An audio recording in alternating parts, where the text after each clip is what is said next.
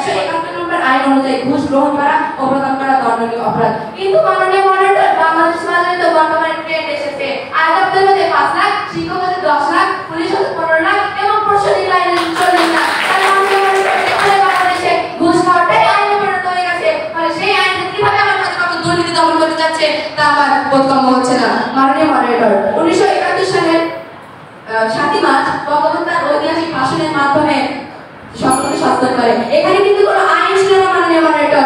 1952 সালের 21 ফেব্রুয়ারি ছাত্র জনতা তাদের 144 ধারাকে ভঙ্গ করে রাজপথে নেমে আসে, যার ফলে আজ আমি আমার মাতৃভাষায় কথা বলতে পারছি।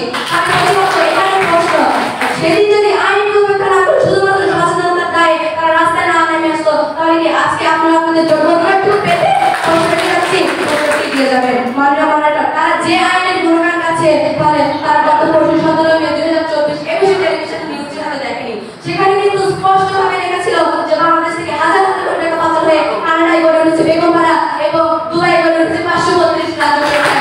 তাহলে সেখানে টাকা পাচার করা সরাসরি আইনের লঙ্ঘন। তাহলে কি করে কানাডায় গড়ে উঠলো বেগমপাড়া এবং দুবাই গড়ে উঠলো 532 লাখ ফ্ল্যাট? প্রশ্নের উত্তর কি দিয়ে যাবেন? অর্থাৎ আমার প্রতিপক্ষের বক্তব্য করবেন কিন্তু চলতে যাবেন না। অর্থাৎ তারা দুর্নীতি দমন করার জন্য হাজার হাজার আইনের উদাহরণ দিয়ে যাবেন, কিন্তু সেটি কখনোই বাস্তবায়ন করতে পারবেন না। ধন্যবাদ মাননীয় মডারেটর, ধন্যবাদ সকলকে।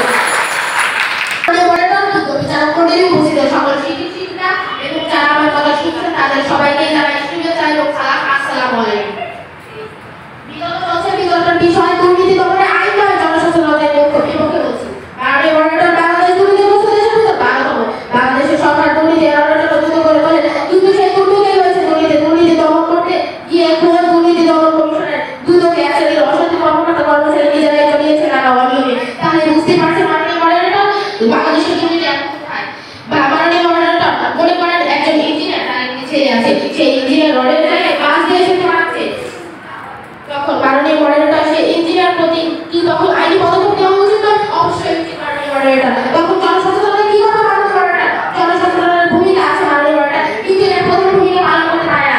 মাননীয় মডারেটর, ইঞ্জিনিয়ারের ছেলে আর তার বাবার কাছ থেকে কি শিখছে? সেই সময় পরিবারের সচেতনতা ভুলিয়ে ফেলতে পারছে শিশুদের উপর মাননীয় মডারেটর। কিন্তু তার বাবা যে দুর্নীতি করেছে, সেখানে দুর্নীতি প্রতিরোধে আইনি পদক্ষেপ ছাড়া কি উপায় আছে? মাননীয় মডারেটর, অন্য কোনো উপায় থাকে?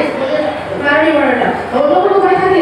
তবে দুর্নীতি দমনের আইনি ভূমিকা প্রধান। একটি